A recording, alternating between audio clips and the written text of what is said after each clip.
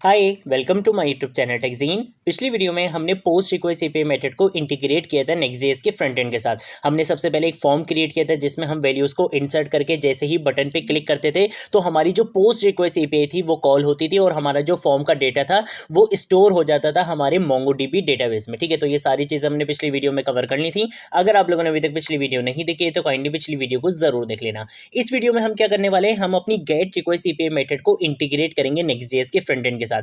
जिस वीडियो में मैंने आपको डेटाबेस की यानी कि मोंगोडीबी और नेक्स्ट.जेएस की इंटीग्रेशन करवाई थी कि आप मोंगोडीबी और नेक्स्ट.जेएस को कैसे इंटीग्रेट कर सकते हो, कैसे कनेक्ट कर सकते हो, उसी वीडियो में हमने एक गेट रिक्वेस्ट एपीआई मेथड भी क्रिएट की थी अपने एम्प्लॉय वाले डेटाबेस के लिए। ठीक है, तो ये हम लोग ऑलरेडी क्रिएट कर चुके हैं। अगर आप लोगों ने वो प्रीवियस वीडियोस नहीं देखी तो काइंडली प्रीवियस वीडियोस को जरूर देख लेना। ठीक है, तो उसी में हमने इस एपीआई को क्रिएट भी किया था। ठीक है, मैं अभी आपको दोबारा से इसको एक्सप्लेन भी कर दूंगा। सबसे पहले हम एक काम ये कर लेते हैं कि हमें क्या करना है, अपने नेक्स्ट.जेएस के फ्रंट एंड के साथ इंटीग्रेट करना है। तो उसके लिए मुझे क्या करना पड़ेगा, एक पेज राउट क्रिएट करना पड़ेगा। तो पेज राउट क्रिएट कहाँ पे करते हैं, इस ऐप फोल्डर के अंदर आऊंगा। यहाँ पे आके मैं जिस नाम से फोल्डर बनाऊंगा उसी नाम से मेरा राउट भी क्रिएट हो जाएगा। ठीक है, तो मैं यहाँ पर अगर लिख दूंगा मोंगो डैश और यहाँ पे लिख देंगे गेट डैश ईएमपी यानी कि मोंगो गेट एम्प्लॉय डेटा। ठीक है, और यहाँ पर आने के बाद मैं इस फोल्डर के अंदर किस नाम से फाइल बनाऊंगा, पेज.js के नाम से, क्योंकि मुझे पेज राउट क्रिएट करना है। यहाँ पर अगर मैं RAFCE लिखूंगा, react arrow functional based component बनाऊंगा और यहाँ पे आने के बाद इस कंपोनेंट का नाम हम यहाँ पे रख देते हैं गेट एम्प्लॉय। ठीक है, और इसके साथ साथ इस डिफ की जगह मैं क्या करूंगा, रिएक्ट फ्रेगमेंट का कॉन्सेप्ट यूज करूंगा। यहाँ पे आगे एच2 का टैग लगाऊंगा और यहाँ पे आगे लिख दूंगा get employ data from MongoDB, क्योंकि हमारा जो डेटा होगा वो कहाँ से गेट होकर आएगा, कहाँ से फैच होकर आएगा, मोंगोडीबी डेटाबेस से फैच होकर आएगा। ठीक है, तो ये चीज़ आज हम करने वाले हैं। इसके साथ साथ मैं एक काम ये करता हूँ कि हमारी ये जो रूट डायरेक्टरी में जो पेज.js की फाइल है ना, जो हमारा होम राउट है बेसिकली, यहाँ पर आने के बाद ना मैं कुछ लिंक्स क्रिएट कर देता हूँ। ठीक है, ताकि आपके लिए ना आसानी हो जाए। तो मैं एक काम ये करता हूँ कि मैं इसको यहाँ पे लिंक को क्या करूँगा, नेक्स्ट.जेएस से इंपोर्ट करवाऊंगा। यहाँ पर आने के बाद मैं लिख दूंगा एड एम्प्लॉय के नाम से एक लिंक बना लूंगा। ठीक है, और एक लिंक मैं बना लूंगा सी एम्प्लॉय के नाम से। ठीक है, या गेट एम्प्लॉय कर लेते हैं यार, तो गेट एम्प्लॉय कर लेते हैं इस तरीके से। ठीक है, और इसके साथ साथ मुझे यहाँ पे क्या करना पड़ेगा, href देना पड़ेगा, मुझे यहाँ पे इनका लिंक देना पड़ेगा। तो इनका लिंक क्या होगा, मैं यहाँ पे लिखूंगा स्लैश और यहाँ पे आगे मैं लिख दूंगा Mongo dash ed dash EMP. ठीक है, सेम ऐसे ही यहाँ पर भी मुझे क्या करना पड़ेगा, href को ऐड करना पड़ेगा। तो कंट्रोल सी करूंगा, यहाँ पर आऊंगा, यहाँ पर आने के बाद कंट्रोल वी से पेस्ट करूंगा और ऐड की जगह मैं क्या लिख दूंगा, गेट लिख दूंगा। ठीक है, कंट्रोल एस से क्या करूंगा, सेव करूंगा, यहाँ पर आऊंगा। यहाँ पर आने के बाद आप देख सकते हो मेरे पास दोनों लिंक आ गए, लेकिन मैं एक काम ये करता हूँ कि मैं यहाँ पर आकर BR टैग का भी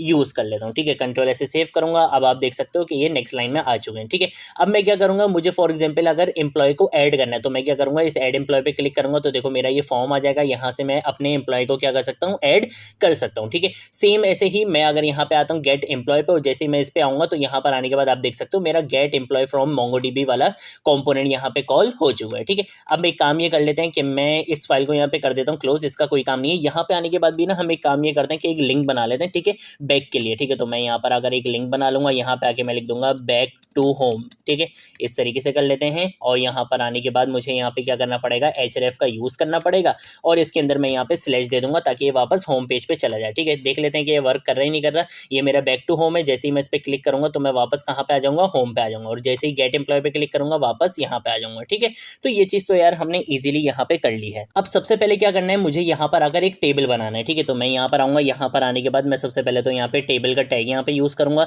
इस टेबल के टैग के अंदर मुझे क्या बनाना है, सबसे पहले टी हेड बनाना है। तो मैं यहाँ पे टी हेड लिख दूंगा, यहाँ पे आके मैं टेबल रॉ क्रिएट करूँगा और टेबल रॉ के अंदर मुझे क्या लिखना है, TD यानी कि टेबल का डेटा लिखना है। सबसे पहले क्या आएगा, आपका नेम आएगा, जो मेरी डेटाबेस के अंदर फील्ड्स है मैं वो यहाँ पे लिख दूंगा, नेम आएगा मेरा। उसके बाद यहाँ पे क्या आएगी, सैलरी आएगी। तो मैं यहाँ पर आने के बाद मैं यहाँ पे लिख दूंगा कि सैलरी, और उसके बाद मुझे यहाँ पे क्या लिखना है, डिपार्टमेंट भी लिखना है। ठीक है, तो मैं यहाँ पर अगर लिख दूंगा डिपार्टमेंट। कंट्रोल एस से क्या करूँगा, सेव करूँगा और इसके साथ साथ एक काम ये करते हैं कि हम इसको यहाँ पे बॉर्डर भी दे देते हैं। तो बॉर्डर में इसको यहाँ पे दे देता हूँ फॉर एग्जाम्पल 2। ठीक है, कंट्रोल एस से क्या करूँगा, सेव करूँगा, यहाँ पर आऊँगा, यहाँ पर आने के बाद आप देख सकते हो उसको बॉर्डर यहाँ पे मिल चुका है। ठीक है, आप अगर चाहो तो आप यहाँ से कर्ली ब्रेसेस हटा के आप यहाँ पे सिंगल कोटेशन या डबल कोटेशन भी दोगे तो ये तब भी काम करेगा। ठीक है, बेसिकली आपका मोटिव क्या है कि आपने यहाँ पे क्या देना है, बॉर्डर देना है अपने टेबल को। ठीक है, तो मैं कंट्रोल से सेव करूंगा, यहाँ पर अगर दिखाऊंगा तो देखो यहाँ पे बॉर्डर आ चुका है। ठीक है, अब मुझे क्या करना है, मुझे एक फंक्शन बनाना है जो फंक्शन क्या करेगा, मेरी इस एपीआई को कॉल करेगा। ठीक है, अब इस एपीआई में हुआ क्या है, बेसिकली मुझे क्या करना है, अपने डेटाबेस से डेटा को फैच करना है। तो उसके लिए आपका कौन सा एपीआई रिक्वेस्ट मेथड बनता है, गेट रिक्वेस्ट एपीआई मेथड बनता है, क्योंकि आपने डेटा को क्या करना है, फैच करना है। इसके अंदर मैंने सिंपल क्या करा हुआ है, सबसे सबसे पहले तो mongoose डॉट कनेक्ट का यूज करते हुए अपनी कनेक्शन स्ट्रिंग यहाँ पे पास करवाइए ताकि ये एपीआई किससे कनेक्ट हो सके, मेरे डेटाबेस से कनेक्ट हो सके। ठीक है, उसके बाद मैंने यहाँ पर अगर एक वेरिएबल बनाया ईएमपी डेटा के नाम से, जो क्या करेगा मेरे मॉडल से क्या करेगा, डेटा को फाइंड करके किस में स्टोर करवा देगा, ईएमपी डेटा में स्टोर करवा देगा और रिजल्ट मुझे क्या दे देगा, वो डेटा मुझे रिजल्ट में दे देगा। ठीक है, ये चीज सिंपल करी हुई है। काम ये करते हैं कि मैं यहाँ पर आकर कॉमा लगाऊंगा, यहाँ पर आकर हम एक और वैल्यू बना लेंगे सक्सेस और इसकी वैल्यू हम यहाँ पे दे देंगे ट्रू। ठीक है, इस तरीके से नहीं, मुझे यहाँ पे सक्सेस और यहाँ पे आके मैं लिख दूंगा ट्रू। ठीक है, कि अगर आपका यहाँ पे डेटा आपको सक्सेसफुली मिल जाता है तो आप एक और यहाँ पे प्रॉपर्टी पास करवा दो सक्सेस ट्रू के नाम से। ठीक है, कंट्रोल से सेव कर लूंगा। अब मुझे क्या करना है, मुझे अपनी इस एपीआई को कॉल करवाना है अपने इस कंपोनेंट के अंदर, इस पेज के अंदर। ठीक है, ये वाले पेज के अंदर। ठीक है, मैं इसको यहाँ पे क्लोज कर देता हूँ, इसका कोई भी काम नहीं है। हम सिंपल यहाँ पर आते हैं, यहाँ पर आने के बाद सबसे पहले मैं क्या करूंगा, एक फंक्शन क्रिएट करूंगा। ठीक है, ये फंक्शन मेरा क्या होने वाला है, एसिंग फंक्शन होने वाला है, क्योंकि इसके अंदर मुझे क्या करना है, अपनी एपीआई को कॉल करना है। तो मैं यहाँ पर अगर लिखूंगा कॉन्स्ट और गेट डेटा के नाम से यहाँ क्या करेंगे, एक फंक्शन बनाएंगे,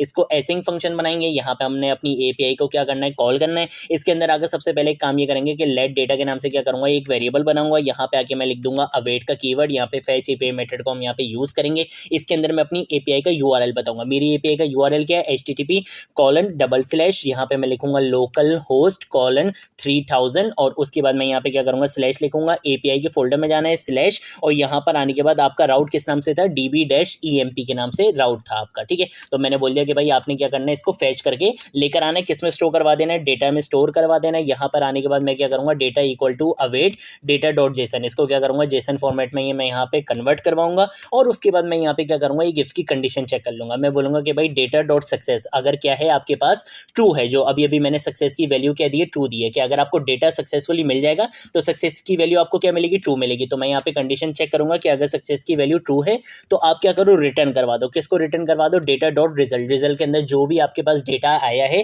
फैच होकर आपके डेटाबेस से, वो क्या करो, मुझे रिटर्न करवा दो। और अगर मुझे ये नहीं मिल सका ड्यू टू सम रीजन, तो आप यहाँ पे एल्स में क्या करवा सकते हो, रिटर्न फॉल्स करवा सकते हो, या कोई एरर शो करवाना चाहो, ट्राई कैच की कंडीशन लगाना चाहो, कोई भी काम आप यहाँ पे करना चाहो आप इजीली यहाँ पे कर सकते हो। ठीक है, इतना करने के बाद ये आपने अपना फंक्शन यहाँ पे क्रिएट कर लिया है। अब आपने सिंपल क्या करना है, आप यहाँ पर आओ, यहाँ पर आने के बाद मुझे यहाँ पे क्या करना है, अपने उस फंक्शन को कॉल करना है। ठीक है, और उस फंक्शन के अंदर मेरी एपीआई कॉल हुई है, तो मुझे इस कंपोनेंट फंक्शन को भी क्या बनाना पड़ेगा, एसिंग बनाना पड़ेगा। ठीक है, यहाँ पर आने के बाद मैं क्या करूंगा, कॉन्स का कीवर्ड लिखूंगा, ईएमपी के नाम से एक वेरिएबल बनाऊंगा, यहाँ पे आके लिखूंगा अवेट और अपने गेट डेटा वाले फंक्शन को यहाँ पे कॉल करवा लूंगा। ठीक है, तो ये इस तरह से कॉल हो जाएगा और जो भी रिजल्ट होगा वो किस में आ जाएगा, इस ईएमपी के अंदर आ जाएगा। ठीक है, अब मैं सिंपल क्या करूंगा, मैं यहाँ पे इस टी हेड के बाद यहाँ पे आऊंगा, यहाँ पे आके टी बॉडी का टैग यहाँ पे यूज करूंगा। इस टी बॉडी के टैग के अंदर मैं सबसे पहले यहाँ पे कर्ली ब्रेसेस लगाऊंगा, यहाँ पे आके मैं लिखूंगा ईएमपी डॉट मैप, क्योंकि आपके पास जो डेटा आने वाला है वो एरे की फॉर्म में आने वाला है और आपके पास मल्टीपल वैल्यूज होंगी। ठीक है,